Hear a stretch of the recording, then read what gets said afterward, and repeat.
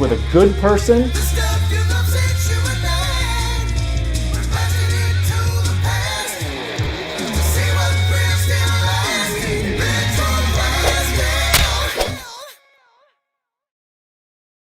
Hello, everybody. Welcome to this special Friday afternoon and evening, if you're in Europe, live stream. I am here to. I can't tell you how excited I am to finally be able to sit down and talk with Chris. This is Chris Miwa from Chasing 80s Toys with us tonight. He's graciously given over about an hour and a half or more of time, depending on how the conversation goes, to tell us a little bit about how he got interested in all of this stuff that our generation loves, and how he became a collector. So Chris, thank you so much for joining us tonight. Thank you for having me. It's great to be on RetroBlasting. Chris, you run a great YouTube channel. My buddies Scuba and Michael are longtime fans of the channel. Jeff Barker's a longtime fan of the channel, and we all know them. And I've been watching the toy hunts and going to the various toy stores around the world. You've made your channel international. In that sense, collecting footage from other fellow collectors and then putting the videos together. But you also have a very respectable toy collection yourself that you've built in your own native country. Tell me a little bit about how you got started. Like, let's take the Wayback Machine to childhood and talk to us a little. Wait, before we do that, I'm sorry, I missed one step. Before we do that, tell everybody how your channel got started and what your channel is about and what kind of videos you make. All right. My channel got started back in 2018. And at that time, I didn't do any toy video whatsoever. I was enjoying toys, collecting, buying them as a hobby, but no content on toys. It was all costuming, cosplay events that I go to. Then all of a sudden, COVID happened. And I realized there's no events to go to anymore. I also put some music stuff on my channel because I'm a musician as well, and there wasn't anything happening in that direction. So I thought, dang it, two of my three hobbies and nothing I can do with that at the moment. Oh yeah, there's toys. So I thought, let's start making some toy videos, see where I can go with this. And I was trying to find my way, whatever works for me and whatever seems fun, and hopefully my friends, if they would care to watch my channel, would enjoy themselves, and if they would enjoy themselves, that's a win. And I never thought it would get any bigger than that. And well, see where we are today. I'm on RetroBlasting, so how cool is that? Well, I've always wanted to stay connected, in particular to collectors outside the United States, and part of that is due to my own background, but part of that's also due to the fact that if you aren't watching what's going on outside your own native market, you're really not getting a sense of the worldwide landscape and how things are shaking out, both in terms of fandom, in terms of what franchises are up and coming, what's actually successful, things like that. And so I always keep my eye on things like that. Talk to us a little bit now that we've kind of gotten, and by the way, everybody, for those of you watching, if you're interested in Chris's channel right from the off, the link is in the description below. So feel free to go over there. Feel free to subscribe. I'm a subscriber. I love Chris's channel. Thank you. Chris, tell us a little bit about childhood. Tell us a little bit about how you got interested in entertainment, how you got interested in all this stuff, and where you landed first. Like, what was that path? What did it look like? All right. Well, I live in the Netherlands, for those that don't know, a little small country in Europe. My first contact with toys was probably wooden blocks and Lego and Adventure People. And then at a sudden time, I discovered the TV, and I was still very young. And I used to sneak down on Saturday or Sunday mornings with my parents not knowing it, putting the TV on and watching Saturday morning cartoons on an English channel called Sky Channel. And the program I used to watch was Fun Factory. And that's where I first got to see all these franchises. Think Jason and Wild Warriors, Masters of the Universe, M.A.S.K. Also cartoons like, and you probably know them, Banana Man, Roger Ramjet. Yep. Mhm. I've seen those two, Inspector Gadget. Later on, we got Brave Star, Transformers, and it goes on and on. And I think that's where I learned my English from. Like many in the Netherlands, and the friends that I know from that time, they all say the same. I learned my English from watching Saturday morning cartoons. Wow. That see, because that would as somebody who knows how to memorize phonetics real well, like, but I was very bad at doing traditional foreign language learning, like the way they tell, conjugate verbs and do this. I was very bad at that. I took 7 academic years of French and I can only barely get around. And it's because my brain works phonetically. So like I can sit there and rattle off all of Greedo's lines to you from Star Wars in his own language. So when you're watching that show, you're picking up phrases like "I have the power" and all this kind of stuff, and I guess you're learning in context what that means. Yeah, Wow. definitely. I think my first English words were not even from a cartoon. It's from another well-loved series from the 80s. Mhm. I think everybody remembers Cousin Belky and Cousin Larry. And I think one of the first English words I spoke were "perfect strangers" with an American accent at the time, I think. And that was always a party trick because I was really young at the time. But Yeah. yeah. I find it fascinating because I love, as you've probably seen from some of my videos, doing voices like you do. Mm, You do your Skeletor voice when you cosplay and everything like that. I try. And we both try. Like everybody puts their own spin on it, right? But I Mm, love imitation, and yeah. I'm fascinated by it. And yet I know that like half the people in the world, when I say that, I mean across the world, like not in a specific place, but across the world, they don't see imitation as flattery. They immediately think imitation is mockery. Mm, And so, they get insulted when you try to do their accent, or they get, whatever. And it's like, yeah, I'm mm, sure there's some people out there who are trying to be insulting, or they're trying to josh a person or something like that. But a lot of people are genuinely, like myself, just trying to learn how to wrap our tongue around that way of speaking, or that, and I always have to like gauge, new people that I meet and go, okay, like you're not going to be upset because I like do an Australian accent every now and then just to practice, mm. right? Like, okay, good, like, or whatever. Master Son, thank you for the super chat. He says, you've made it in the toy world when you make it French. Nah, Chris has made it on his own, man. But no, thank you. That's very kind. He runs a great channel, just a great Thank you, channel. Master Son. Yeah, and Gen X Toys Geek Jody is here. He says, "Don't forget, Chris is a cosplayer extraordinaire. That is true. He very much is." Jody, that name rings a bell somewhere. Is he? And I just have to bring up Jesus's comment. This is sick, bros. Um, so I pulled that up again. Whoops. So you're watching all these cartoons. Mm. You're growing up with them. The byproduct of it is you're learning a second language, or it's accelerating your learning of a second language. Mm-hmm. Which ones did you alight on as like the ones that really just energized you, the ones you really were fascinated by? The one that had pretty cool soundtracks and music during the cartoon. Being a musician, I suppose something was brewing there at a young age. And I'm gonna mention two cartoons which I think have amazing soundtracks, but also the music in the cartoon. And both the soundtracks are made by Shuki Levy and Haim Haban, who did tons of awesome scores in that time. Wheeled Warriors and M.A.S.K.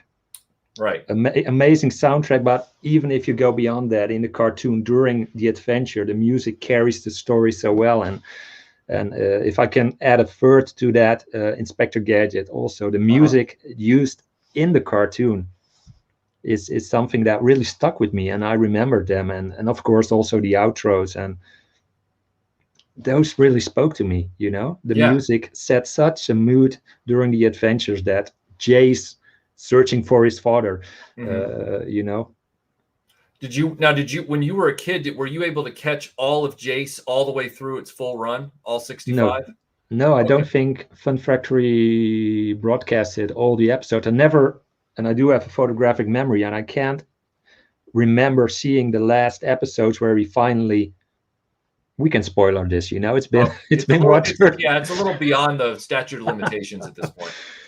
You know, he finds his father in the end, and they lose each other again. I never seen that in the 80s, and if I would have seen that, I would have remembered it so well, because I can remember every episode of G.I. Joe, of Transformers, of Mask from the 80s when I saw it. And when later on, and skipping ahead now, you know, all of a sudden here comes internet, and here comes people that upload those cartoons from the 80s, and you all of a sudden have access to that again. It's still there. You remember it. You're always wondering too, when you're from our generation, like somebody finally uploads, you know, rare home video copies of like Tiger Sharks or something like that. Those episodes are actually, a lot of them are officially missing. Like there's no way to actually make DVDs of them. And so every now and then, like I have a copy of the 5-episode run of Sectars on a bootleg DVD, but somebody uploaded them to YouTube recently, and they're different scans of a different dub from somebody else. So they have a different level of quality that is better in some places and worse in some places. But I downloaded those too, so that I would have that copy as well, you know, for when I do my eventual retrospective. It can be frustrating. Bionic 6 was one where they still haven't done an official DVD.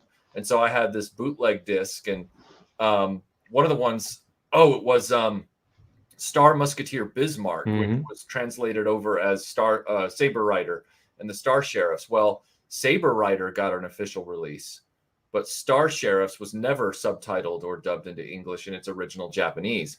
Well, a guy on YouTube, he uploaded it like 5 years ago just from a Japanese DVD. So I downloaded all the episodes with no subtitles.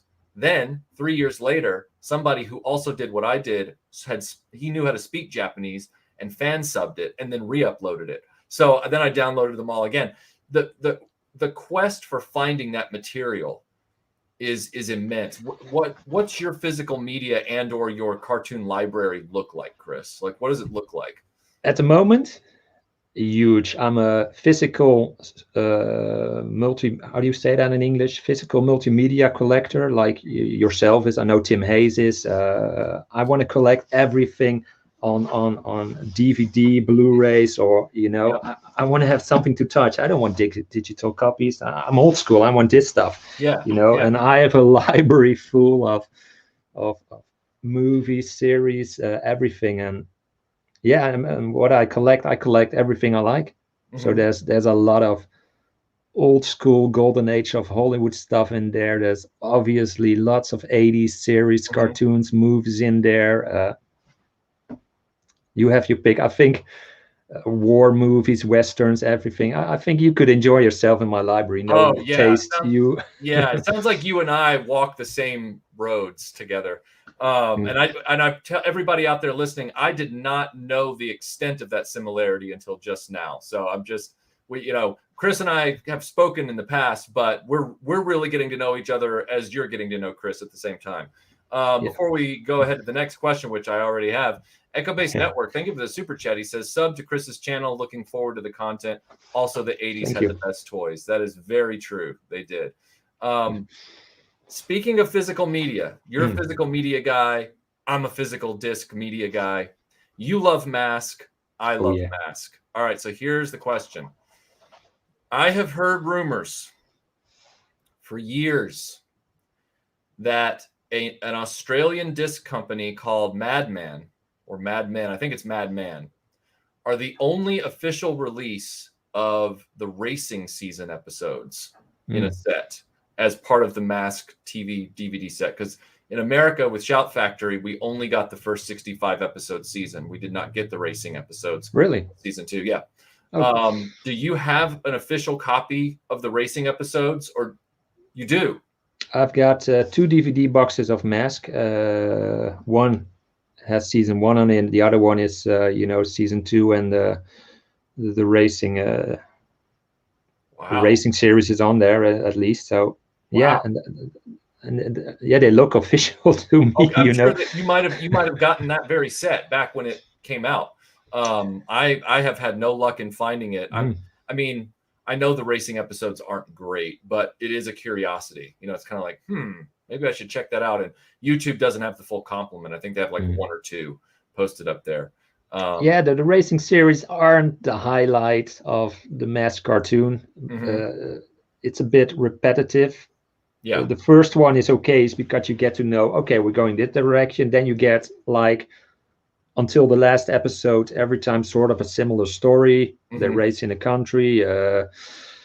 Most of the time it's Vanessa who's or Stinger, Bruno and Stinger are chasing them, and the last episode is the best episode from the racing series. That's worth watching. Oh, okay. That's a really good one. A good one.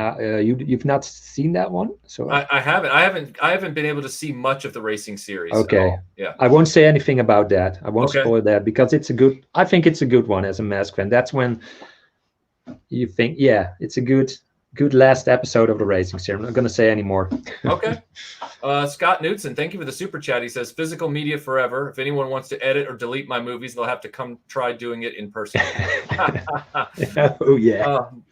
So we're in this mode in Chris's childhood now. We're in this era of Chris's childhood where you're watching these cartoons, you're picking out your favorites, you're gravitating towards some that have the music. Jace, M.A.S.K. Jason and M.A.S.K, of course, coincidentally, both have a merchandising tie-in that was much more robust than, say, Inspector Gadget did in the 80s. Inspector Gadget did have a doll, but then they got a more action figure line in the early 90s. Yeah. So you're sitting there as a kid. What led you to the toys? And did you go to those toys first, or did you collect other toys first at the same time? Like, what was your toy bin looking like around this time? Before I got my first toy from the Fun Factory cartoon repertoire, if I can call it like that, I was playing with, there's wooden blocks and Lego, Duplo, and then later the basic Lego, spaceship Legos. I really enjoyed spaceship Legos. And one of the first cartoons I saw and that stuck with me wasn't actually M.A.S.K or Wild Warriors. That was, I think they were on the same time. You had John Blackstar and you had Master of the Universe in the early 80s. And the He-Man tune, again, that tune, seeing that for the first time, that music, that intro, but also the outro, that stuck with me as well. I've seen the cartoon one time. Then I had to go somewhere. I was still too young to ride my own bicycle. So I was riding the bicycle. I was sitting at the back of the bike with my mother. Right. And in my head, constantly, the outro of Master of the Universe was playing. I've only heard it once, but exactly that music till every note was playing with the castle on the background and the subs rolling, that was in my head too. And I was mesmerized. I was like, wow, what is this? And yeah, when I get home after that, I was playing with the toys I had. I built a Castle Grayskull from my wood blocks and added some Lego there to stand in for the toys because I didn't have those then. Right. Then all of a sudden I discovered my first toy store. And I was like, wow, there's all this stuff here. And then a few weeks after that, I was wandering around the house, looking inside a cupboard, and there was hanging in a basket, just a little out of my reach, but I could see what it was. And I recognized it. It was a Master of the Universe figure, a He-Man figure. And I was like, dang it, that's going to be for me. Oh man, my parents listened. They showed attention and saw that I love this stuff. I'm going to get He-Man. How cool is that? And then it was my brother's birthday and he got He-Man. And the thing was, he didn't even like it. So not too long after that, I sort of claimed that He-Man figure for myself, and that I started my 80s collection, as I call it, from cartoons. Before that it was Lego and it was Adventure People, but that He-Man figure that I sort of claimed for my brother then. If you're watching this, brother, sorry, but not sorry, but that was my first step into that toy world. And that when I go to bed, that He-Man that He-Man figure was lying next to the pillow with me. When I wake up, he was there, and that was awesome. And very soon the holiday season followed, and I could add a few more figures to that collection. And actually, there's images of that on my YouTube channel because I really consider myself lucky, Michael, that my dad had one of those big VHS cameras that you had to put on your shoulder, one of those big early cameras, and they filmed a lot when we go on holidays or what have you. And they also filmed the holiday season when me and my brother get to unpack our presents, and there's footage of me that I still have. I'm digitizing it, digitalize hard work if you're Dutchy. But you know what I mean. Right. And it's on my channel where you see me unpacking those very first He-Man figures that I can then add to the He-Man figure that I already claimed from my brother. And it's out there if you want to see it. And yeah, golden moments. Very happy that I have that, but it's all in here as well. That's amazing. I have a lot of stark memories from when I was very, very young. I'm not going to say that I'm photographic or anything like that because there's a lot of gaps, but a lot of the memories I have, even my family looks at me and goes, "You remember all that? We don't remember that." I'm like, yeah. Werewolf by Lunchtime has an appropriate super chat. Thank you, sir. He says, when it comes to Christmas, do you drop hints or wait and hope for a lovely surprise? How did you do that as a kid, Chris? What was your method? I don't think I was very subtle. I think I was a very not brutally or anything like that. I was very polite in that way, but I think I let my parents know what I was into, what I liked, and my mother especially was already very encouraging me to watch those cartoons and enjoy those with me. And she knows all the figures from the cartoons or from the toy lines, or she was fairly devoting. Is that a good word for to describe that? Yeah. So yeah, there were, of course, we had those Christmas catalogs, those toy books that dropped on the post in advance, and you were all over there cutting out what you like, and fantasizing, dreaming ahead from what you want. We all been there, right? Yeah, absolutely. Dean says, thank you, Dean, for posting this. He says the entire M.A.S.K series is on YouTube. I haven't checked in probably over a year and a half or more, so that's probably why I didn't know. I will definitely go check it out. Thank you for letting me know, Dean. Daniel, thank you for the super chat. He says, all the good YouTube channels are completely underrated these days. Nuff said. I sadly agree with you on that as well, sir. And then Gen X Toys Geek says, Chris's 80s home videos on his channel are kick-ass. Many a theme park he went to as a kid, I went to as well. Nice. And then Grindhead Jim says, consider this a late to stream fee. Carry on. And we shall, sir. We shall.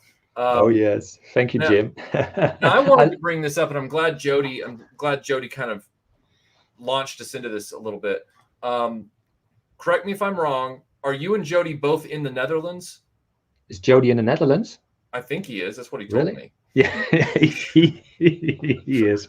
He is. We live roughly half an hour away from each other, and Jody has been here to shoot a video when we started the racing series, and Tony sort of dubbed the both of us the Crazy Dutchies.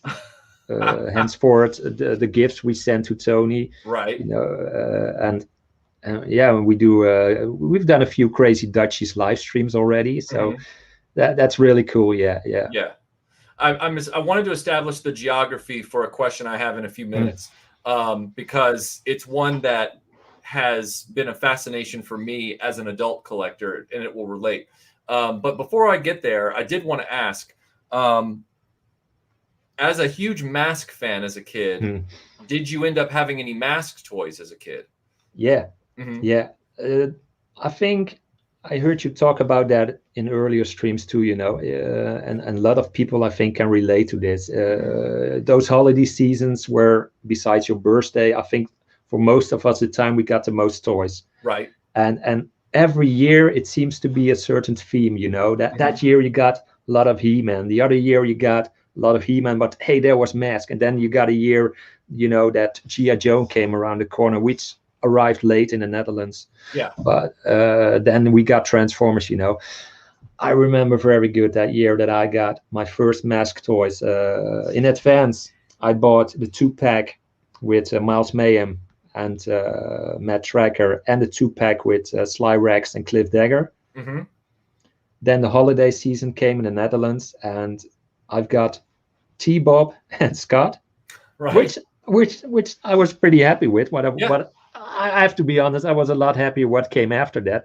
Then came this little guy and Oh, nice. Yeah. and the Thunderhawk. So all of a sudden, I had two Met trackers, I had two vehicles, I had a few bad guys, and the vehicles that I didn't have, I took out the Lego and I built a Right. Switchblade or a Jackhammer or what have you from Lego, and I had pretty cool adventures or Tonka trucks. I don't know if you remember those big, huge. Yep. I got a big Tonka truck that stood in for Rhino. Nice. You know, Nice. that's how I played. You know, and my brother and awesome. So yeah, I had M.A.S.K toys in the 80s, and I was sold. When you had those, because I had a limited amount of vehicles myself. I had the Thunderhawk, I had the Raven, the Firefly, and the Piranha, and I had T-Bob and Scott, and that was it. I didn't have any other M.A.S.K toys. I wanted them, but I didn't end up with them for some reason. I can't remember. I think I was getting half distracted by Real Ghostbusters and half distracted by Silverhawks, which, by the way, I hardly bought into those lines, but you only have so many asks with your parents, you know, but I always wanted more of them. Did you end up getting like the Boulder Hill or anything like that in childhood, or was that pretty much it? Yeah, maybe a few more than that what you just mentioned. The Raven, I got that in '87. Right. I got the Piranha. I'm just looking at my M.A.S.K collection now. It's staring at me. No. That's most of what I got, because, like you say, there was so much treasure out there to aspire to collect, to want, you know. And me and my brother always been very lucky to have had both of our grandparents and my and Jody's probably gonna have to help me out here. How do you call the parents of your grandparents? Oh, your great grandparents. Thank you, sir. Yep. my great grandparents. So there weren't that many small children in the family then. It was me and my brother for the most time on one side of the family. So all uncles and aunties and you know, all those grandparents we had, we were so lucky with that, and we got spoiled. We got spoiled so much, but there was so much out there. So by the time M.A.S.K was out, I think Ghostbusters was on my radar too, and there was sort of a hint from, hey, there's something like G.I. Joe coming to the Netherlands. Right. Well, that's cool, you know. And Transformers followed, and Lego still every year we got Lego. I was so into space Legos, you know. That was Space Lego is a toy line in its own right, I think. Oh yeah, the 80s space Legos. Yes, I mean, I would say, because I was a space Lego kid, I will also pay tribute to Castle Lego, even though I didn't collect it. It clearly still had a following, especially when they got into the Woodsman, you know, in the late 80s. Like the Woodsman thing was awesome. But yeah, can I ask you a question about those Woodsmen very quickly? We're both, and I don't know if Dean is still in the chat, Dean from All Things 80s. The three of us, I know for sure, for fact, are Robin of Sherwood fans, you know. Yes. When those Woodmans came out, and Robin of Sherwood was already on telly at the time. Did you play those Robin of Sherwood adventures with those Woodmen? Because I thought they were pretty good enough, you know. I went out and got that little extra set that they said was just villagers, because I wanted that one guy who was like a peasant with a pitchfork. That's Little John, because he was like in blue and everything. I'm like, so that's Little John. And then we got Robin, because I had the concealed hideout play set and Robin was the one who had the screen print with the money bag on his belt. The other ones were very basic, and Robin had the black feather in his cap. And I totally did Robin Hood. Oh, totally. I know Lego, like, Robin Hood isn't copyrighted, so Lego could have called it Robin Hood, but I guess they wanted to appeal to any country that these things came out in by not mentioning something kids might not know about, so they just called it Woodsman or whatever. But I played Robin Hood all day with that stuff. Absolutely, yeah. Same over here. The soldiers were a guy of Gisborne and the sheriff of Nottingham, and Yeah. I think the only thing we didn't have, oddly, was a female Lego minifigure, so we never had a Marion. But other than that, we played, you know, Nottingham versus Sherwood all the time. Yeah. Gojatron, thank you for the super chat. He says, let's get Chasing 80s Toys to 1,000 subs. Great stream. I completely agree. We totally should. Thank you. And Jeff McElwee, thank you for the super chat. He says, did someone say Lego? Jeff is a well-known Lego addict, in the best way. Jody, thank you for the super chat. He says, gotta love how creativity and Lego could help you complete the gaps in your collection. I myself build a Transformers Ratchet. Wow, very nice. And Daniel, thank you for the super chat. He says, as a toy collector and animation fan, I can honestly say the Masters of the Universe mini comics and the toys in general are 1,000 times better than the Filmation cartoon. They are definitely more mysterious, and they have a lot more agency going on. Boba Hicks, he says, I second that, Gojatron. Let's get Chasing 80s Toys to 1,000 subs. Thank you, sir. Thank you, Mark. And Connor Fuller says, what Gojatron said. So everybody's rooting for Chasing 80s Toys to get to 1,000 subs. Come on. Cut it out. Jody, thank you for the super chat. He says, after moving out of my mom's place, I sadly sold my M.A.S.K collection for way too cheap to a colleague.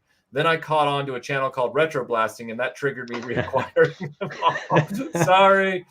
And then Scuba Pete, thank you for the super chat. He says, you had me at Space Lego. You had me. Very true. Very true. Oh, wow. we're headed towards what for most people is the end of their childhood into adolescence. What were the last toys that you remember buying to be toys? In other words, to play with, that you were excited about from that imaginative kid headspace? Well, most of my friends by that time were sort of getting into girls and different kind of movies, more for grown-up stuff, and I remember for years I was still collecting toys. And I think Teenage Mutant Ninja Turtles definitely has to be on the end of the period where I was still playing with my toys. Yep. And I think then I moved slowly into and I got a few of them behind me in the corner here, the Nintendo, the Game Boy, sort of in the realm of video gaming, and my playing moved to those consoles. So that has to be somewhere early 90s or so we're talking about now. Yep. And I remember still watching cartoons for a long time. There was a Batman animation series around that time, if I'm not mistaken. I'm not so good on my years in the 90s. I think we got Mech Warrior in the 90s. Bucky O'Hare showed up after Turtles being a success. Gargoyles, Skeleton Warriors, Conan the Barbarian. I was still into cartoons and watching lots of those stuff, and still watching. You just you keep watching the mythology, but you stop buying the merchandise. It's kind of how a little bit. It slowed down a bit, but it never really stopped with me. Come to think of it, there's never that moment in my life where I could say, okay, at this point I stopped completely with toys and I did everything away, because I never did everything away. There was always a bulk of my collection with me. Right. And then there were times that it was on a slower pace. Then I added some new toys. Then I sold away some other toys, but still there was this bulk of my favorites, my greatest hits, toys of the 80s, that I always wanted to keep, in my room. And that slowly changed, I think, to me being a collector. So there wasn't a stop where I sold everything off on the flea market or gave it away, or you hear that story a lot. Yes. That definitely wasn't the case. So you were able to keep your childhood stuff. Some of it, like I said, I kept my childhood stuff. I sold a part of that, kept a part of it. Then later on added new toys, because I really early 90s dig those Turtles. Yep. There were still Ghostbusters. M.A.S.K was very cheap in the toy stores. My mom brought Transformers for me that wasn't on discounts, and stuff that was on the way out, but I still watched cartoons of that.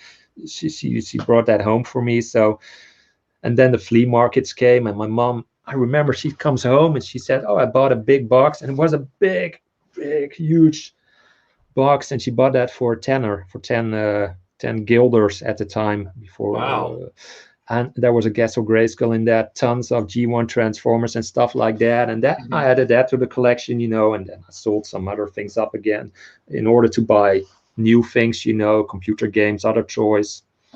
So there's always been movement in my collection, stuff coming in, stuff going out. And that's, I think there's still childhood stuff in here. There's stuff that I bought in the 90s here. There's stuff but most of it in here is, almost everything is 80s, what's in here.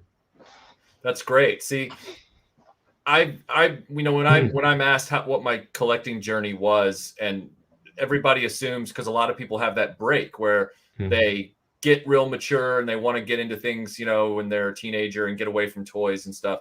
And I wasn't playing in the floor anymore, but like you, I was still interested in toys. They still fascinated me, like as an object. It was like I still really find these compelling, and so I would buy ones every now and then on clearance just to like that I thought were cool, like the Shadow or what was the other one I bought? I would RoboCop was one that I picked them up in their clearance bins and stuff like that, just to have a RoboCop and just to have a Shadow. And then when Star Wars relaunched in the 90s, I started buying those, for a while. I was always a collector. Would you say that there was like that seamless transition to becoming a collector, or was there a day where you suddenly went, I'm going to start really collecting vintage toys now? Like I'm going to do this. With me, it went gradually, turning me into that collector, because at a certain point here in the Netherlands, there weren't much fairs, or it was still a long way from Comic-Cons or stuff like that. So we have to go to a flea market that was held 2 times a year in the Netherlands. That was at a huge scale. Right. And that's where me and a good buddy of mine, Walter, who's been a childhood friend of mine since we were 4 years old, the two of us going to this big market, and he hunted some comics there, and I hunted some toys there. And I think when those markets started happening in the Netherlands, I think that's when you can call me a collector at that point. And before that, I was more hanging on to my toys, and sometimes my mom brought something home, or something was still in the stores, So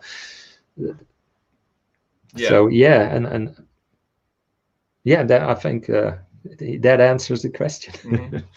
Sorry for my rough English. No, dude, never apologize for being able to speak someone else's language better than they can speak yours.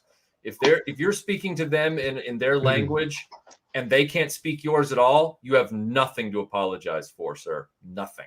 Arigatou gozaimasu. Prime Syndicate, thank you for the super chat. He says, it's 8:30 on Saturday morning here, but Chris just inspired me to fill a tankard with beer. Happy days. There's no beer in here, but it's ambrosia. But and we also have a super chat from Werewolf by Lunchtime. Thank you, sir. He says, I had a Palitoy Death Star as a kid, but now it is gone. Are there any toys Chris Chasing 80s had and lost over the years and wished he still had? That's an awesome question. Yeah, definitely. And there's a video of me on my channel that I posted on my channel not too long ago, and I got confronted again with the one that got away. That year it was Christmas, and me and my brother got both a Master of the Universe figure. He got Man-at-Arms. I got Evelyn, and I have to be honest, I kind of wanted the Man-at-Arms. Right. But there was also another big box me and my brother got, and we opened it up, and inside was a green dragon that worked perfectly with our Master of the Universe figures we just got.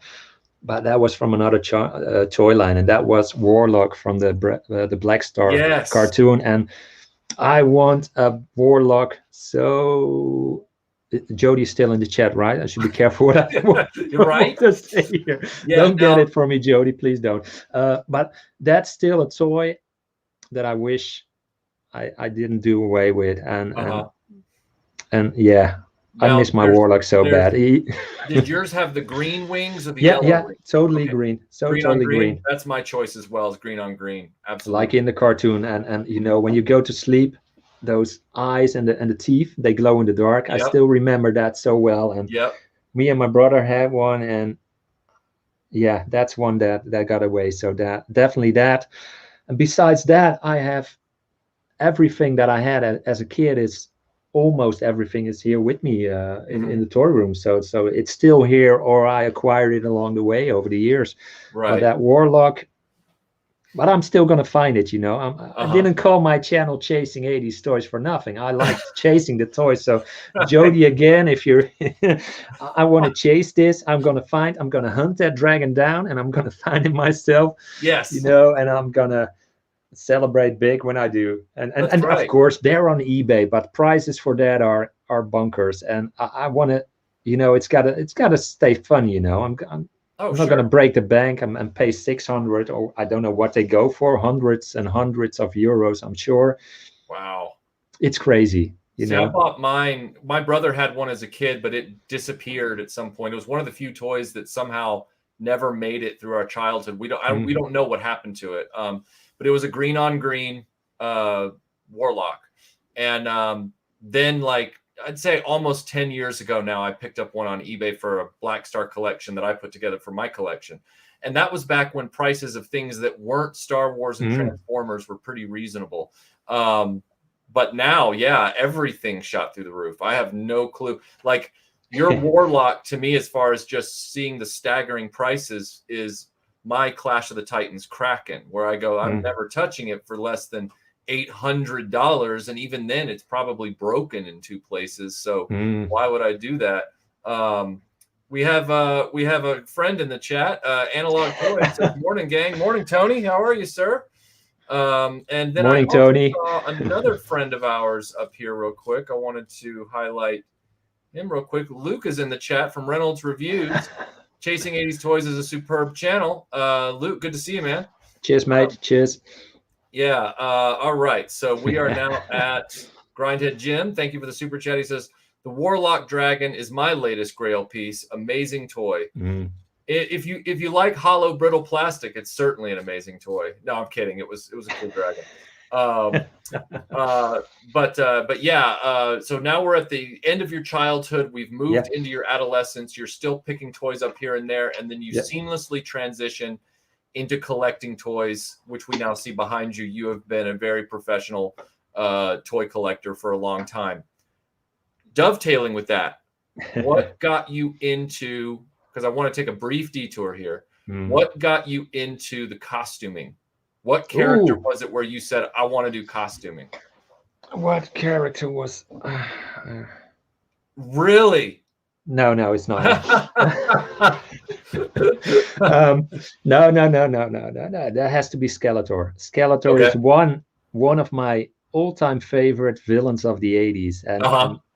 And there's always part of me that loved the acting part of it. I did it as a kid, building my costumes with cardboard and simple materials, or building a transformer from boxes, Right.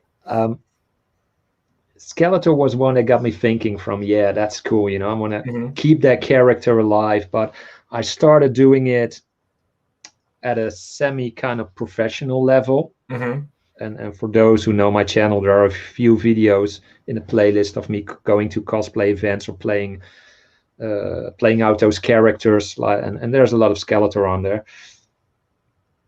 That started later. I think in 2017, I took my first serious steps into costuming, but the seed for that was planted long before that. I think even in those 80s when I saw Skeletor, I wanted to be those figures. I want to act out those figures. I was really paying attention to the voice actors too, already then as a kid, listen to how does Alan Oppenheimer do those voices. I was looking at the titles, the subs on the end of the cartoon to seeing, who are the voice casts even then.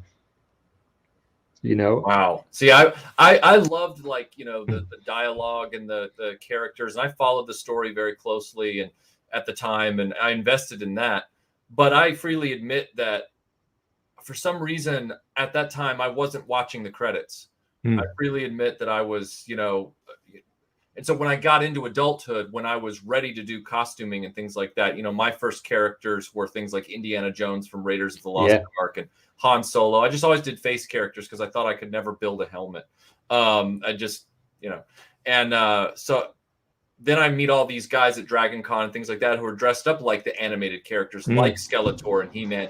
And all of them, almost to a person, there is a correlation between people who costume as cartoon characters and their immense knowledge of the animators and creators and the voice artists behind those characters, which I think is great. I think that's awesome. But it is an interesting footnote for me when I see cartoon cosplayers versus people like myself who are like movie cosplayers, yeah, I do movies too, of course, but right. But I'm saying you also go into this other side of things, and you have that knowledge at the same time. Daniel, thank you for the super chat. He says, "Was that a Coleco Alf, Chris? By the way, love your Motu collection there." Thank you, mate. I couldn't tell you because it totally rubbed off the side where the brand once was, so I couldn't tell. This is definitely from the 80s. My brother had one. He lost it. I picked up the same one he had many years ago and gifted to him for his birthday at some point. So he's got one, and I bought again one for myself. And it's a great cuddle, and it's always around here when I do a live. When I'm on the live stream or doing with Jody, he's always not in the picture, but he's always lying around, or you never know when he might pop up all of a sudden. Yeah. So I couldn't tell which one this is. Is this a Kali? What would you say? It looks similar to the one my brother had, which is over in a bin in the closet over there now. And I haven't looked at the tag in like 20 years, so I'll have to check and see if it's a Coleco. Thank you for the super chat, Antonio. He says, I will check out the local stores around here for it. I bet Scuba and I can find a Warlock for you. Too kind, but let's see. Gen X Toys, thank you for the super chat. He says, hey, Chris, what's this rumor that you just tripled the crew count chasing 80s toys? So what give us that update on your channel, Chris? Is it a rumor? Is it? My good friends Jeff Barker and Scuba Pete have been bringing content to the table on a more regular basis than I featured other friends of mine on the channel. Right. You can see them from time to time showing up in a toy hunt, or we did the Find on the Move series together. That was a big fun adventure. That there are quite a few stories to tell about that if you want to go into that a bit later on. And they were sending me more toy hunts on a short period, and I was like, guys, this is great. If you want to send more toy related content on a regular basis, it kind of makes sense if I would invite you onto the crew, And I asked the question not that long ago, and they happily said yes. So then they were free.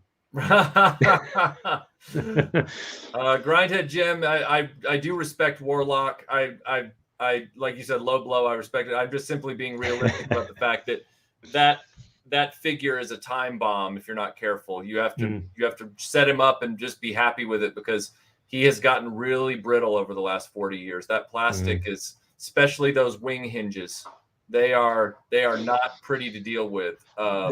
He's very Let's see. Let's see what we have here. We have another from Analog Toys. Thank you for the super chat. He says, can Jimmy Stewart, RetroBlasting, ask Skeletor chasing 80s if he likes M.A.S.K toys? Well, are you gonna hit it up there? So M.A.S.K, there, it's vehicles, and they turn into other sort of war machines. Is that what that is there? Silence, you boob! I had it with your...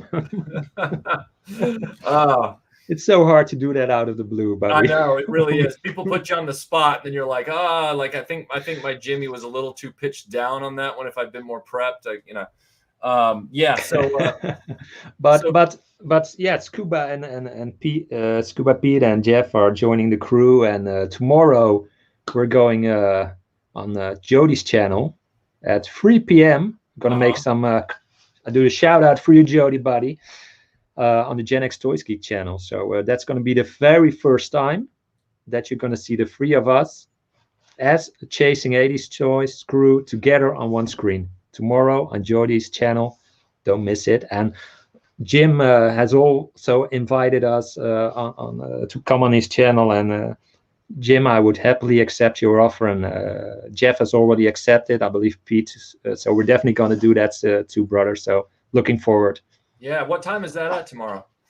3 p.m. EST, if I'm correct with all my time zones. Great. Good deal.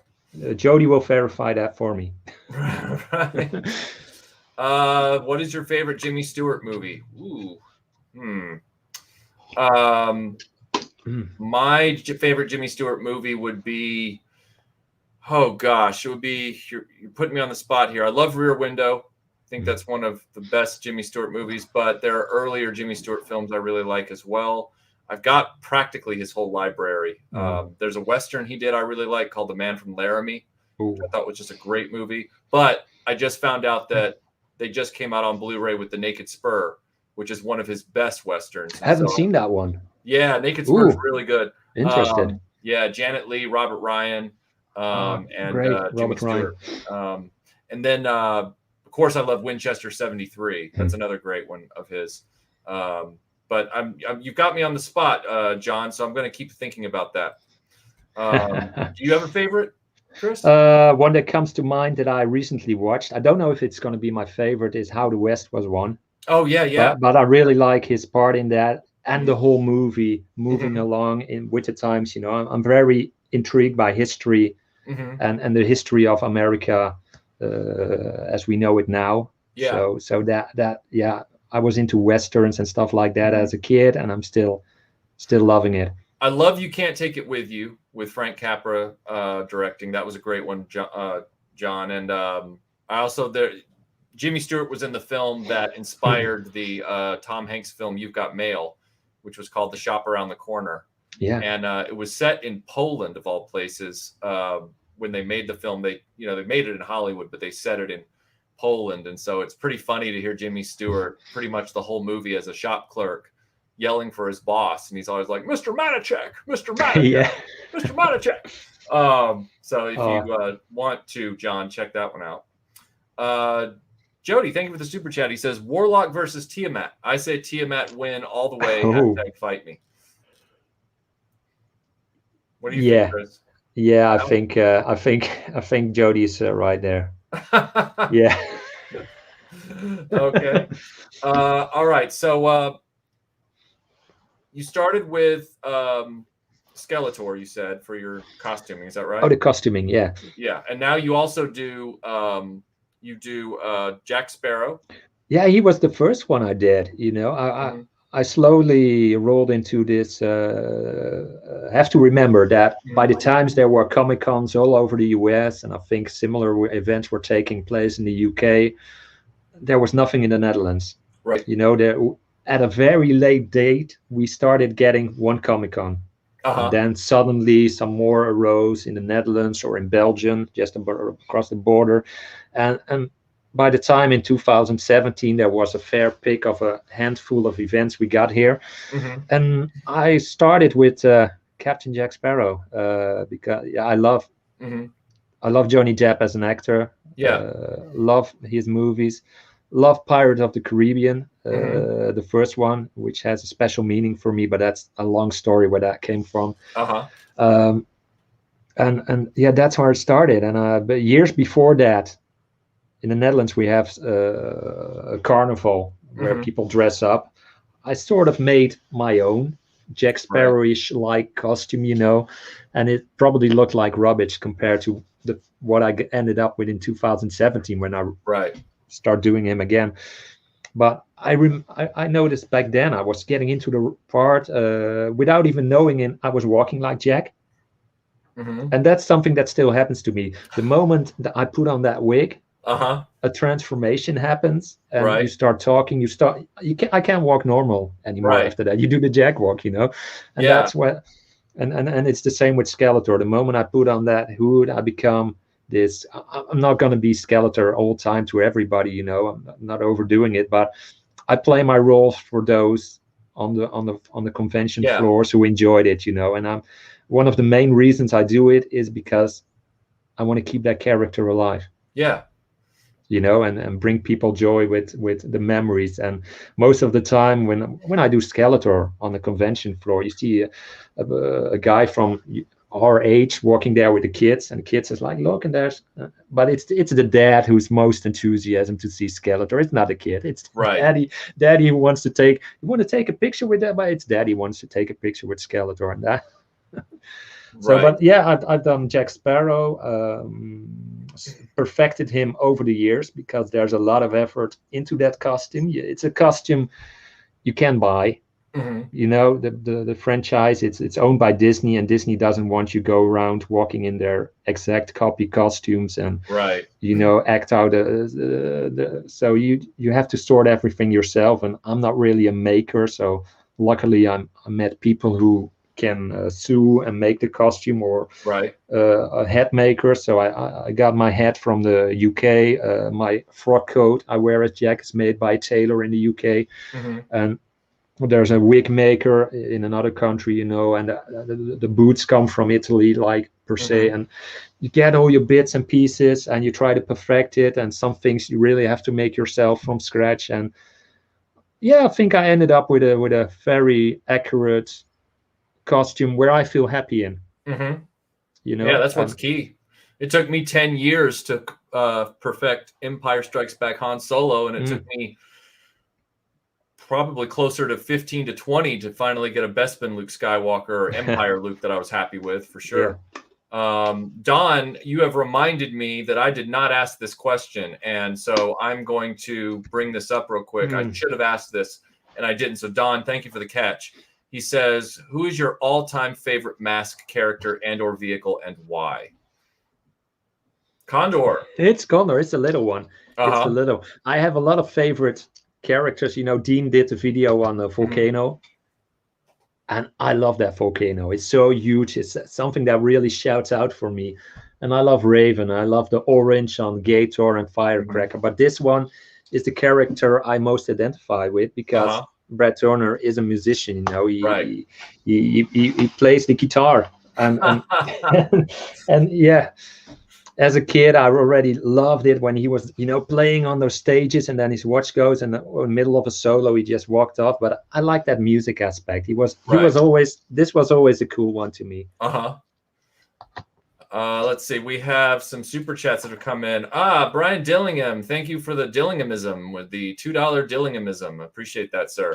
And Gen X Toys Geek says, Chris, any plans for a next character to cosplay? Great question, Jody. And yes, there is. And I wanted to prepare for it, but I was gathering so much props and stuff around me in case our conversation is going in a certain direction. I always like to grab things, you know, if we want to talk about old style Uh-huh. Hollywood films, I want to, you know, show you whatever. Uh, and I forgot to get that prop. But maybe I will show it tomorrow on your channel and let you know the answer then. So you have to wait till tomorrow for them. But there is another very new character I just did, and that's Gandalf the Grey. So that's That's right. one of the latest one to the family, sort of say.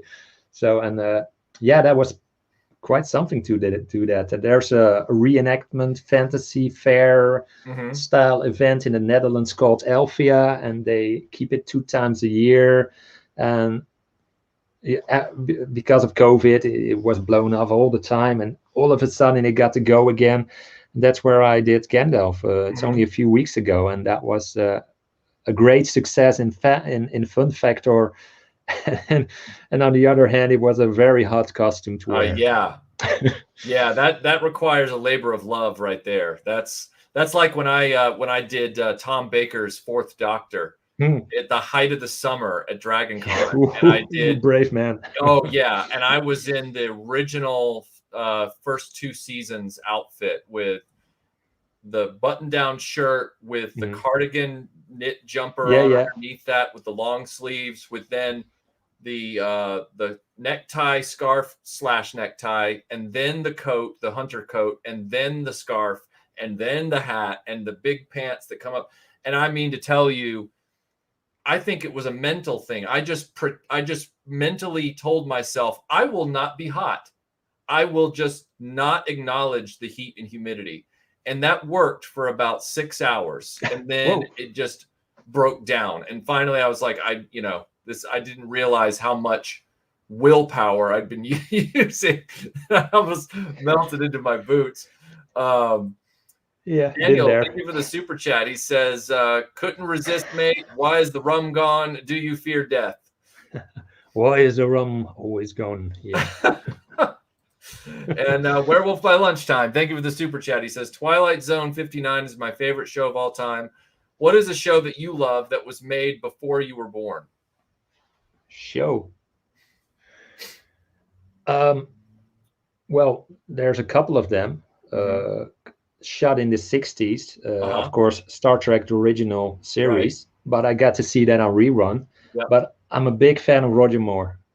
And I love Roger Moore in the Persuaders. I love him as a saint, but one of the roles I loved him most, especially as a kid, was in Ivanhoe. Oh yeah, yeah. That black and white, and then that shield, that helmet with the feather, and that he looks so. That's how a knight should look for me, and that right. I think that was one of the first time I saw a knight on TV. Yeah. So definitely has to be one of my favorite shows before I was born. Roger Moore in Ivanhoe. That's my answer. My answer, because of course I love Star Trek, the original series, grew up with it like Chris in reruns. But a show that wasn't rerun very much that I caught but still fell in love with anyway, that was well before my time, was Combat with Vic Morrow. Absolutely love Combat. And then the other TV show that I absolutely adore beyond reason and reckoning from before my existence is Colditz. The British BBC production of Colditz from 1972. That show is killer, and I watch it once a year. So love Colditz. All right, let's see what we have here. I think we're caught up. Yes, we are. So there are those films or shows you always have to watch each year, like Christmas Vacation. You have to watch that one time a year. For some people, it's Three Amigos. For some other people, it's Back to the Future trilogy or what have you. What are some of those from you, Michael? Well, let's see. So once a year, I end up watching 12 O'Clock High with Gregory Peck. I don't know why. I just do. I end up watching that. I've gotten in this mood ever since I turned 35. I know that's weird.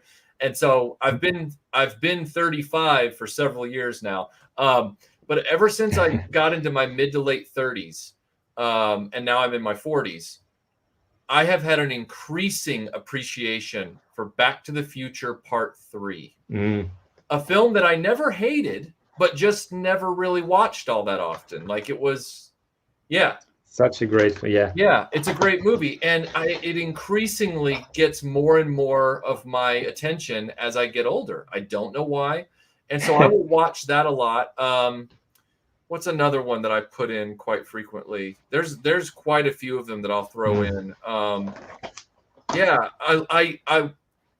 I love movies that are set at the turn of the 20th century. So anywhere within like 1890 to 1938, those kind of movies I really like watching. So like High Road to China with Tom Selleck and those adventure, those adventure films. I love those. So. But I don't know if I watch those once a year. Yeah, but definitely 12 O'Clock High. I watch that once a year. Don't know why. I love it. It's a great movie, but it's like, why is this the one that I watch once a year? I don't know. I don't even watch Empire Strikes Back once a year, and I watch that once a year. It's weird. So let's see. Gen X Toys Geek, thank you for the super chat. He says, favorite shows from before being born besides the typical Star Trek original series, Thunderbird, Are You Being Served, and Dad's Army. Yeah. Dad's Army, classic. I got the luck to meet one of the cast members of Dad's Army many years ago, Ian Lavender, who played Private Pike. Yes. such a kind man, and the stories he could tell about the time on set when Private Walker was still you know, in the series, and it's such a great show. That was a rascal. That was a rascal. I have the whole set. Melinda and I were watching it just the other night. I was marathoning some of it. I love that show. So let's talk a little bit then about we've talked about costuming a little bit. Yeah. But I want to circle back to something I planted earlier on in the conversation. So you and Jody, you're toy collectors. You're a costumer. He is a helicopter enthusiast. You know, you guys have all these different, not retro interests, but they're pop culture dovetailed interests. They all lend themselves to pop culture. But you guys also have a secret weapon, and that's your geography. And I want to bring this up because I've talked to Jody a little bit about this. I think I've spoken to you about this briefly.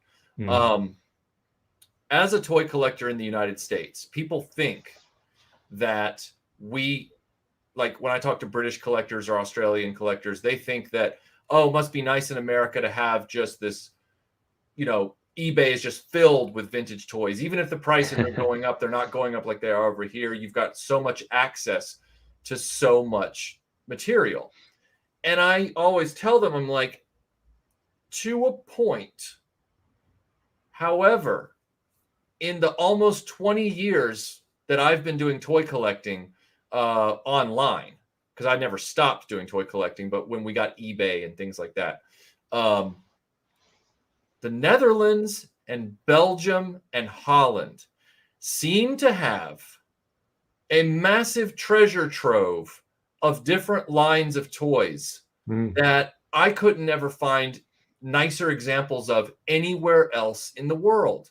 Specifically, M.A.S.K and Filmation Ghostbusters are two that come to mind for me. I got half my Filmation Ghostbusters collection from your neck of the woods. What is up with what is up with your area where you've got just this money bin full of vintage 80s toys? How'd that shake out? It is true. The houses in the Netherlands are built from M.A.S.K boxes. That is true. True story. But yeah, there's a lot of M.A.S.K here, you know, and probably most of the people in the chat knows of a certain seller, Bonesart, from the Netherlands. Yes. And yeah, there's so much M.A.S.K here. I don't know where it's all coming from all of a sudden, but my Ghostbusters Ghost Command headquarters for Filmation came from I don't remember if it was Netherlands or Belgium, but it was within that area. I mean, it was just like, and it didn't surprise me because I mean, I was like, yeah, certain lines, you know, like for example, Galaxy Rangers. Yeah. It seems like it's you guys and France that have Galaxy Rangers. And occasionally you'll find a villain in South America listed. But most of the time, you know, South America has like Dinosaurs from Glassleap and then like a few other toy lines. But you guys have this concentration of 80 toys that were very well known over here in the United States. Like, and we had them to buy. And yet could it be that we got our toys later? You know, G.I. Joe. When did the first G.I. Joe line arrived in the toy stores in the US? Was that early 80s, 82, 83? We got it in 87. And before that, we got a little bit of Action Force, and that changed very quickly into G.I. Joe. But I think it was 87 that we first got our taste of G.I. Joe. M.A.S.K was, I believe, 85 in the US. Yes. And I think maybe Jody can help me with that. I think 86 we saw our first M.A.S.K wave vehicles and toys. So we were a bit later with that, and stuff hang around a bit longer here, I think. So maybe that's why there's a lot of that stuff hanging. I don't know, but yeah. I'll never forget. We don't know what to do with that stuff. We build our houses and garages out of M.A.S.K boxes. So that's yeah. I'll never forget the first time, because I lived in the UK from 90 to 93. And I'll never forget around 90, we went to visit a nearby town called Woking because I heard there was a Toys R Us there. And we went into the Toys R Us in Woking. And I remember looking up and just seeing a wall of M.A.S.K, like, you know, just like a whole aisle section of M.A.S.K in pristine boxes. They weren't dusty or anything. I mean, and I was like, wow, like I haven't seen M.A.S.K in 4 years. You know, I haven't seen that around in at least 3 or 4 years, meaning new in a toy store. That was something else. And that at the time it was weird because it was only 3 years out. So it wasn't the valuable collectibles we know them as today, but it was weird because once things were gone, there was no eBay, so it wasn't easy to see those things again. And so it was just like, whoa, M.A.S.K, and then we just kept walking. Because like you, I was at that age where I was really hunting for video games. I wasn't really buying toys, and I regret that a lot. I could have gotten some good stuff that day. Yeah. Tell me a little bit, Chris, about what you're working on right now. What are you working on for your video channel? Like, I know that that you and Scuba are and Michael Schaefer are doing the toy hunts, and Jeff as well. Well, actually, you, Scuba, and Jeff are the ones who are the trifecta, and then you, Jody, and Michael Schaefer are friends of the channel and things like that. But what content are you working on right now for your channel? Coming next Tuesday, and I've been working on that this week for many hours over a couple of days. Something that some of you requested in the chat as well, and we're going to see it for the first time now, I believe, is the Gojitron collection. Oh, so wow. that's coming this Tuesday. So on the collector showcase series, where I like to, put the spotlight on one of our befriended collectors from our community, and yeah, that video is going to drop this Tuesday. I'm working on some stuff with Jeff, an unboxing that's coming in I think a few weeks. There's another toy hunt for Scuba Pete that's all lined up, and how that works is because obviously I'm not in Indiana or Idaho where Pete and Jeff are from. They shoot raw footage, and that's what Goji did as well from the collection. When I work together with one of my friends from the community, I asked them if they want to shoot some footage. And then I do all the puzzling and editing, and and try to make it in a video to represent that person and do them credit, and make them look good. I really want to do a good job, my best I can do, because like with Goji, I'm going to show his collection. I worked on that video, so it better be good. I better do my work good, because it's somebody else's collection I'm playing with, and I know how precious a collection for someone is. And Goji and me are good friends, so I really want to do a good job for him. So that are some things I'm working on. There's an event in Belgium, a Comic-Con coming up, and I want to do an event video there where I cosplay, toy hunt, and do a video about that. So that's going to take some work. There's still some Origin stuff that I need to shoot. There's an idea Jody and I are thinking about doing. So there's another crazy Dutchies, as we called it, a live stream coming in the future, but that's still going to take some time, and we're going to do a video. Can I say that, Jody? What's that? Is that okay, Jody? Okay, I'm going to say it. We're going to do a video about something that's really precious to the both of us. We're going to do a live stream on Jason and Wild Warriors, one of those underdog lines of the 80s. But I believe you and I talked about that. There's so much more than the big three, than Motu, than Transformers, than G.I. Joe, Star Wars Turtle. There's all these toy lines, like, you mentioned a few already. There's Wild Warriors, there's all these smaller toy lines. Starcom is one of those lines that I really love, that I want to highlight, that I want to show footage of, keep those alive and show those to the public. And well, people seem to like the content I put out there. So as long as I enjoy it and people enjoy it, I think we got a good thing going. And I got some extra strength now with Jeff and Pete. So we're definitely going to move in different directions. And there's a ton of the ideas. The list is long with things that I'm working on, or either writing on, or that's still up here getting shape. So there's tons of content. Too much. Jody, thank you for the super chat. He says, we got the toys in the Netherlands a tad later. Also, we have multiple sellers that purely focus on 80s toys beyond the typical Star Wars that sellers in the US do. Also, some lines predominantly launched in, say, France, e.g. Galaxy Rangers. Yeah, absolutely. True. Yeah. Let's see. Super Godo Satsu, thank you for the super chat. He says, "Yo, Mike, when are you going to do a video on the Sega Star Wars arcade machine?" When I have access to the emulation for that. I loved the Sega Star Wars arcade machine, the big Death Star simulator. I played it, beat it several times with and without a co-pilot. It was a great setup, and I'm assuming you're talking about that one and not the Star Wars Trilogy arcade, because a lot of people. There's the Star Wars Trilogy arcade that came after that, but in the mid 90s there was the Sega X-Wing Death Star battle big screen thing.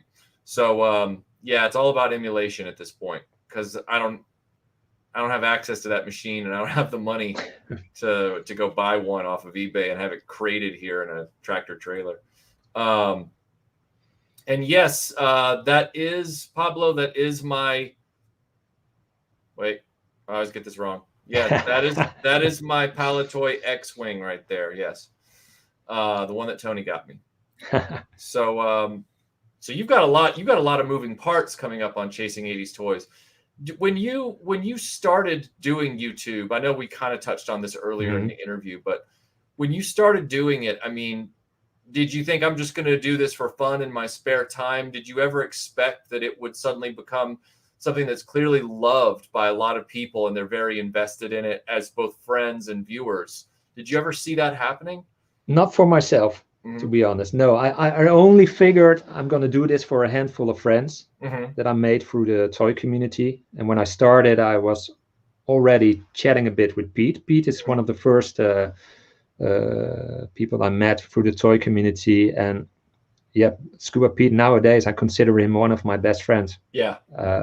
Michael Schaefer, not long after that, met him, and he became a good friend of me too. You know, those were the first two people that reached out to me in the chat when I was showing up in the chat, politely saying hello to everybody. And I'm a new guy here, still a bit shy-ish, but yeah. I'm just checking the chat here. Just to make sure that there aren't any questions real quick.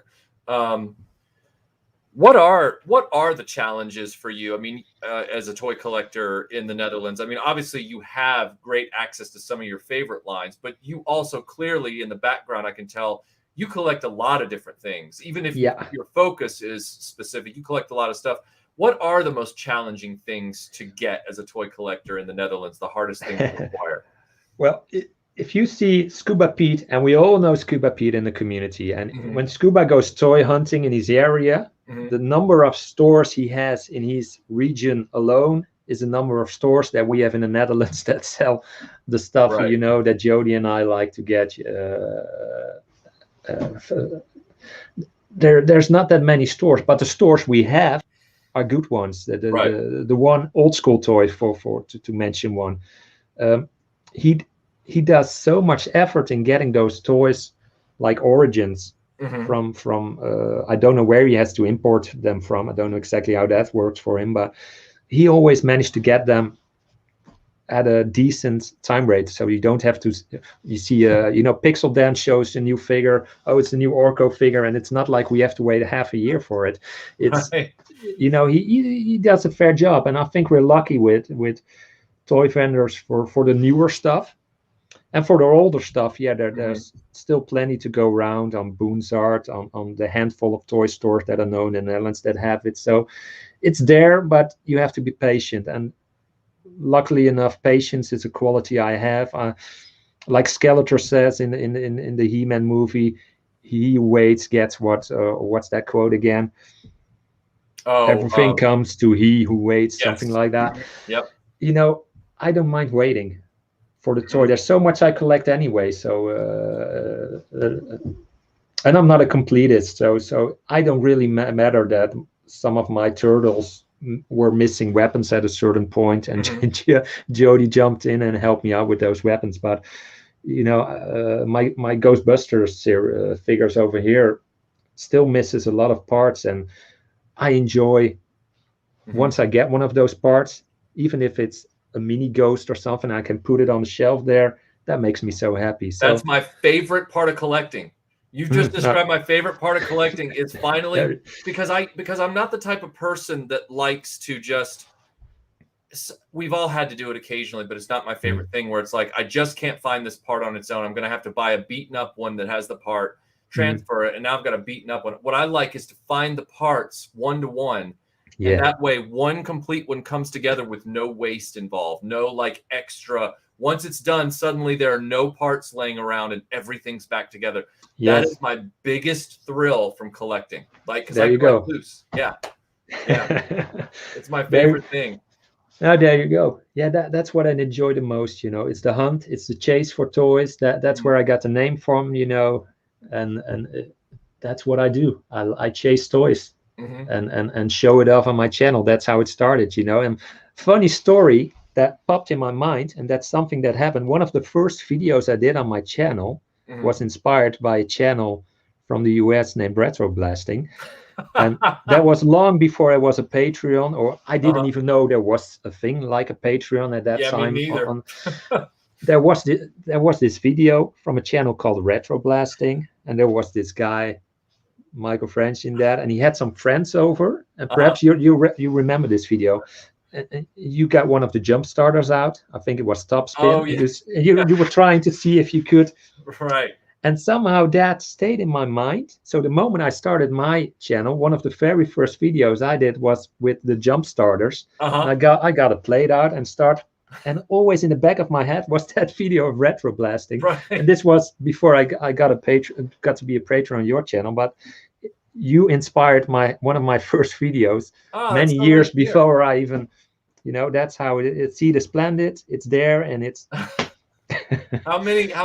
Because I'm gonna immediately after this, I'm gonna go race off and find that video of yours and watch it, because I'm dead curious to find. It's not a good video. It's one of the first neither was mine. Remember, go back and watch mine. It was like, Michael, do you have a light? Can you not light this properly? I mean, it looked like it was like security cam footage. Yeah. But what I'm very curious about, I'm gonna have to go watch your video, is how many jumps it took for yours to land on its feet. Because mine, it was like 6, 7, like whatever it was. Same. And I added those out, but that was a time I didn't have the turntable. I didn't have lights. I had a rubbish camera at the moment. The camera I got now got a lot better. So I'm slowly upping my gear, but it's still very basic what I use. What is it about the jump starters that compels people like you and I to just film them with crappy cameras? What is that all about? Like, I don't know. I don't know. Oh, but it's fun. Yeah, it's one of the first Transformer videos for my channel I did, and that's what jump started the channel with toys, actually. So Ding. Duke, thank you for the super chat. He says, Chris, will we see you cosplay as Brad Turner? Would love to. M.A.S.K is definitely one of those things that is in my mind. And a good buddy of mine, Ron, that I go cosplaying with a lot. Me, a Skeletor, and he always cosplay one of the bad guys, Clawful, Merman. He's done Stratos now, but he's done a lot of Motu characters. He does Sindor now from Visionaries. Nice. And we're talking, Ron and I are talking about that M.A.S.K franchise would be cool, making our helmets. And who would you be? And right. Brad Turner, one of the characters I really like to cosplay is Bruce Sato, because I like his mask and the colors and his outfit. So that beige and orange kind of combo. Yeah, that's a character I really want to do. And Joseph, you could be Duke from M.A.S.K. Joseph could be a good Sly Rex. He got the mustache and everything going for it. So Analog Toys, thank you for the super chat. He says, I just want to say that Chris is a terrific guest. And it's people like him that make this such a wonderful community. You're right, Tony. You're absolutely right, my friend. Too kind, mate. Too kind. And Werewolf by Lunchtime has an interesting question for you. He says, favorite pop star, Kylie or... Kylie, I got this CD for my this box for my birthday. I'm a big fan of Kylie.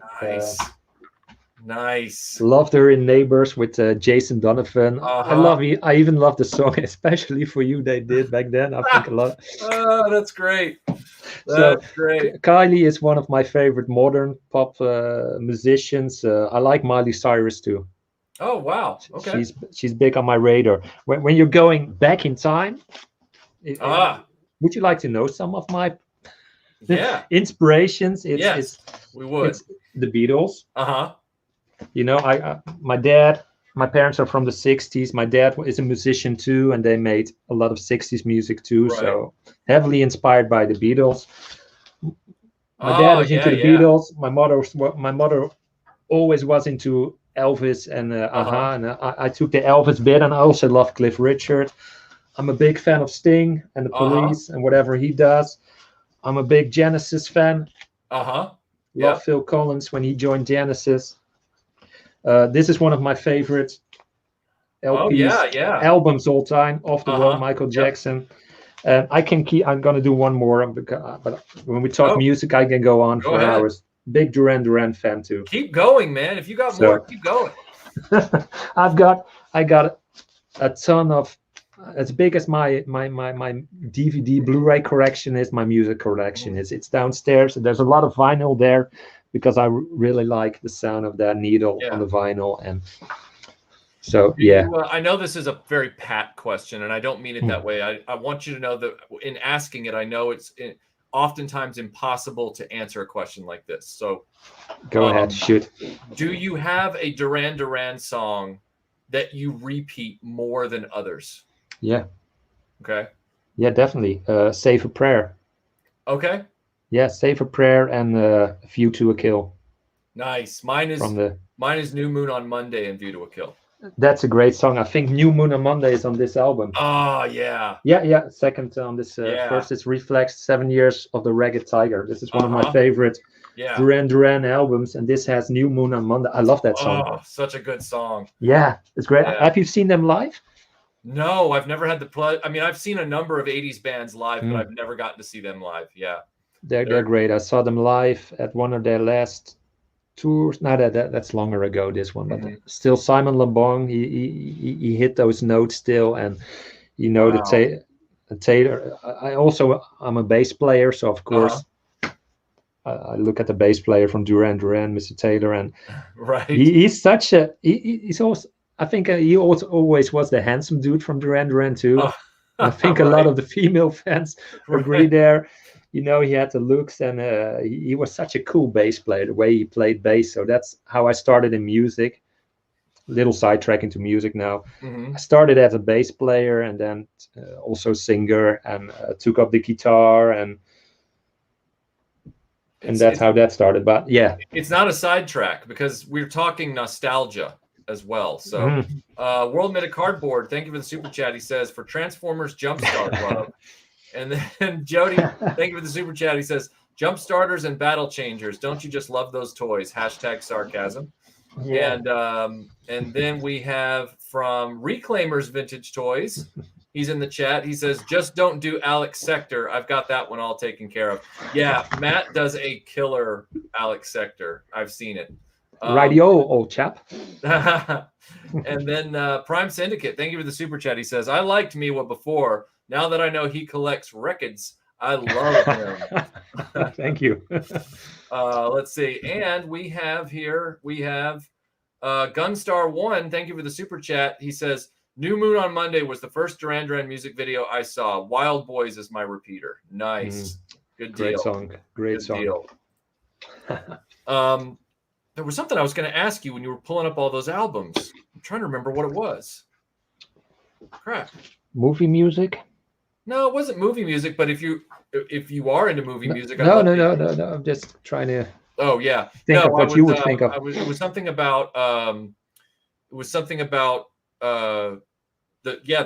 music that you listen to, but I can't remember for the life of me now what it was. You were pulling up those albums. I had a question. We had super chats. I forgot it. It happens sometimes, but there'll be other opportunities. So we are at the 90-minute mark, sir. Already? And we are. Oh, and so this is the moment where I always ask, is there something that I haven't touched on or something you wanted to talk about that I didn't know to ask or just didn't ask and should have been obvious? The floor is yours, sir. I think there's something Tony brought up that we could talk about, and we talked about everything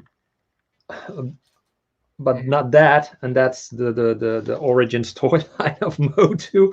Oh yeah, I yeah. think we put that in the thumbnail from, hey, we're talking Motu, and but Uh-huh. yeah, you We know kind of the talked Motu at the beginning, you're right, but we meant to talk Origins. But you know what I'm Origins. thinking?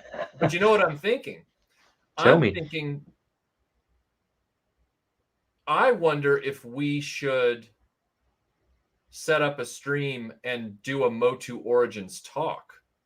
But Wow. before, but we're not going to leave here without talking Origins. We're not going to leave a promise undelivered. But I want you to keep that in the back of your mind, that maybe we should bring Tony in and all of it, pick a few people like Dean and just do a live stream about Origins, since we're all collecting it. Because Dean just did that video about the Eternian Guard exclusive. And Tony, thank you for the support. He says, Michael, when I turned 40, my brain stopped working too.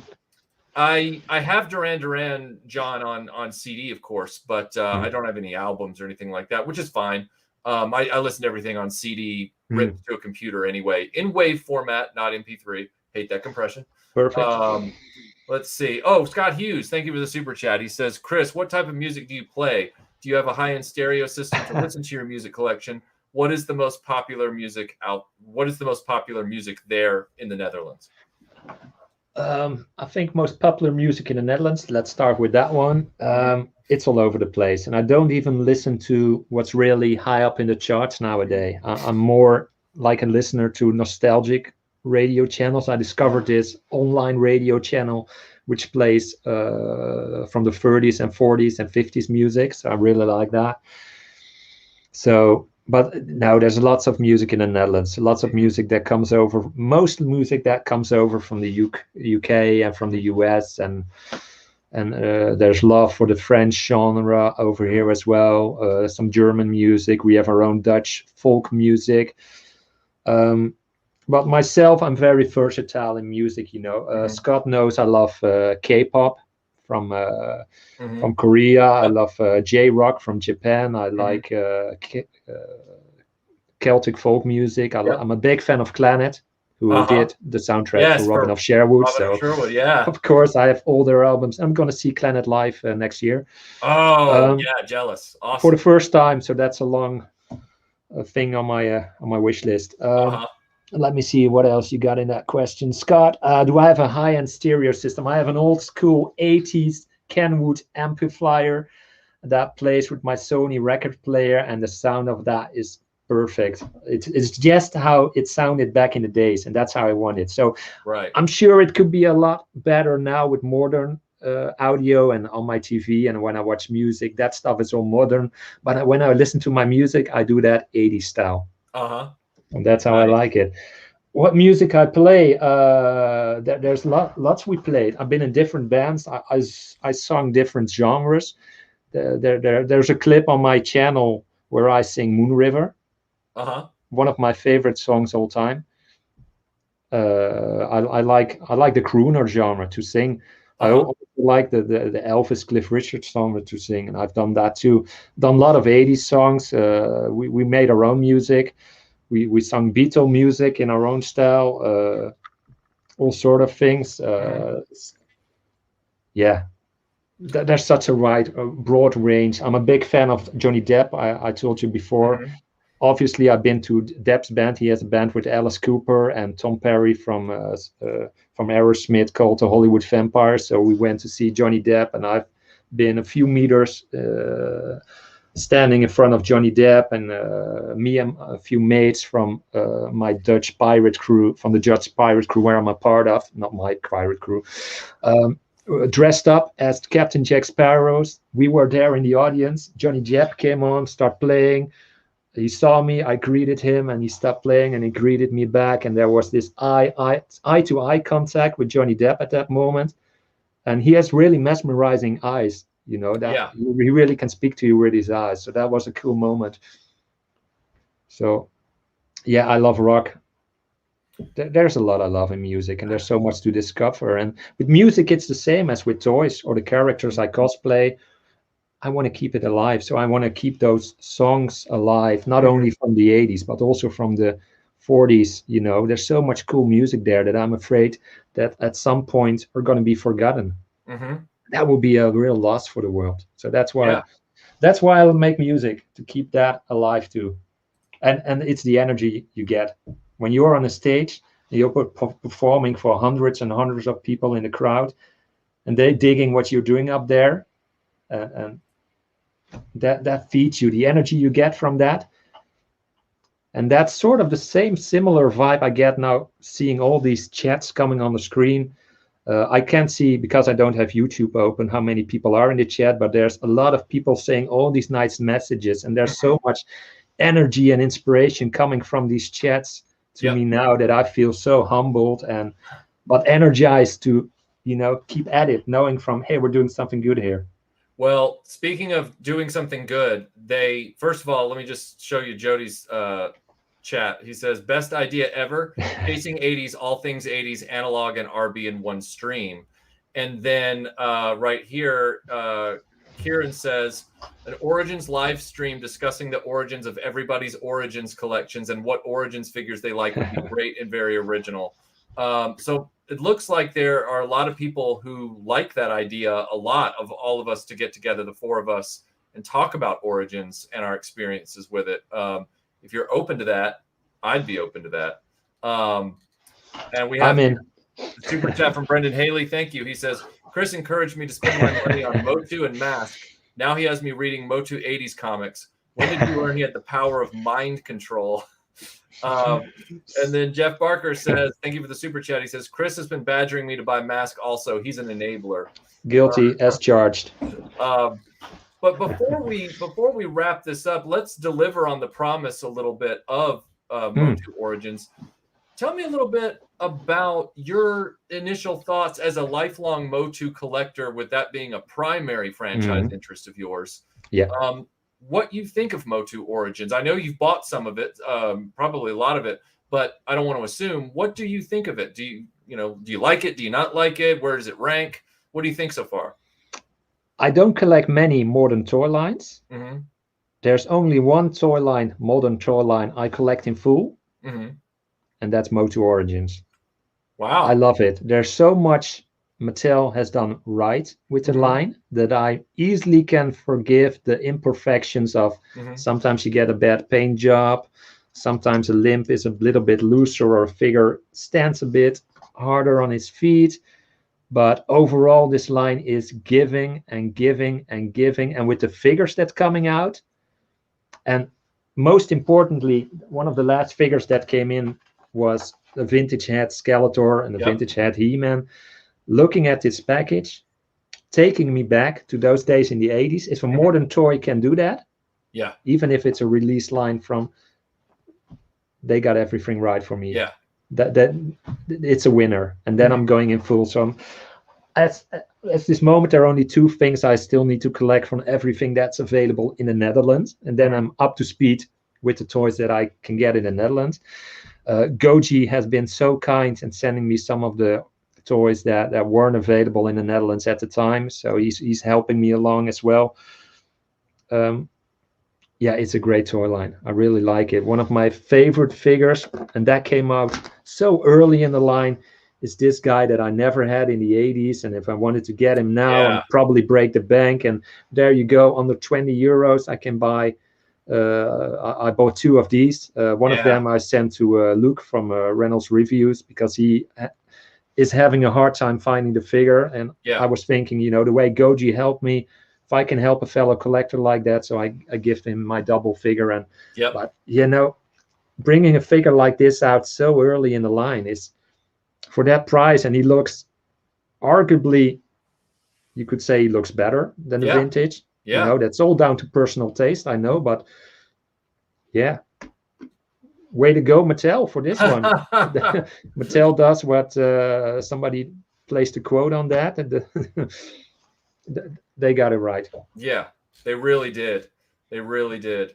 Well, Chris, I know we're at time, and I know that when I say at time, there's always flight, but I know that now that we're planning to do this big discussion about Origins that started right here because of the energy in the room, we still have, we got, at one point we were at 200 people listening. We're 200. We're still at 152 right now. So yeah, there's a lot of people who are excited about doing the Origins live stream. Connor Fuller even says Origins is making a mockery of every other modern toy line and company out there. Yeah, you're right. Definitely. And there are some figures from the Joe toy line I like. You know, Scuba Pete gifted me a few of the retro line of G.I. Joe. And since then, I picked up 2 of those figures myself that I weren't able to get for the vintage. So I can fill in those gaps in my vintage G.I. Joe collection with.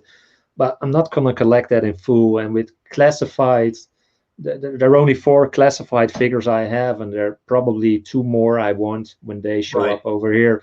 And that's that, you know. Yeah, that's enough for me because I'm a vintage collector most of all, and there's so much vintage stuff I want to collect still. So that has my priority. But Motu Origins has got me buying modern toys. Yeah. Yeah. Well, tell everybody, Chris, once again, who you are and where they can find you on the internet. The link is in the description, by the way, everyone. But Chris, give everybody one final overview of your channel for now. You'll be back, of course, but just let's wrap this one up. It's so hard to promote your own channel, but I try. Hi there, I'm Chris from the Netherlands, and I have a toy channel called Chasing 80s Toys, where you can see my toy videos. You can find me on YouTube under that name, and it's not only me. 2 of my friends have joined me. Scuba Pete and Jeff Barker have joined the party, so it's going to be even more fun in the future. I'm on Facebook. I'm on Instagram, and you can see me and Jeff and Pete tomorrow on Jody's channel, Gen X Choice Geek at 3 p.m. EST. So be sure to watch that. And looks like I'm going to be back on RetroBlasting 2 in the future. Thanks again for that invite. I love it. It kind of happens that way. Things kind of fall out that way. I love it when a plan comes together. Yeah. Chris, I can't thank you enough for taking the time to do this. I know it's late where you are. I don't only a little. Only your family members to be sleeping on the couch right now. So I just want to thank you once again for taking the time to allow people to get to know you and get to know your channel. I've always, since I've been a subscriber, obviously, I've loved the stuff that you do, and it was great to finally connect with you a few months ago directly and start to get to know you in, Skype chats and things like that. So this has been a pleasure. And I can't wait to have you back and also that'll be the second time I get Dean back on that for something that wasn't Iconicon, because Dean was back for Iconicon, but I want to have him back for just a normal video if he's up to it. I haven't seen him in the chat. I mean, he might not be in the chat right now, but hopefully he'll agree. And then Tony will be with us. We'll coordinate that weird time zone thing, and we'll do a big round the world Origins discussion with all 4 of us. So everybody, thanks for joining us in the chat. It's been a really active live stream. Thanks to all of you for making the time. I know it was slightly different from times live streams normally land for some of you, because some of you guys are probably still working. But please check out Chris's channel if you get a chance. Chasing 80s Toys, great channel. I'm a subscriber. I love it. And we will all see you on the next video in our respective video channels. So Chris has a video live stream happening tomorrow. Is that right? Yeah, tomorrow on Jody's channel, Gen X Toys Geek. On Gen X Toys Geek, that's right. And I will be having a live stream tomorrow at some point, and then I'm going to be making some Indiana Jones videos that are coming out soon. Oh, also that Terrordrome, if I can ever get that stupid ring cleaned. So you'll see that soon. Everybody, thanks for joining us. We'll see you soon. Bye.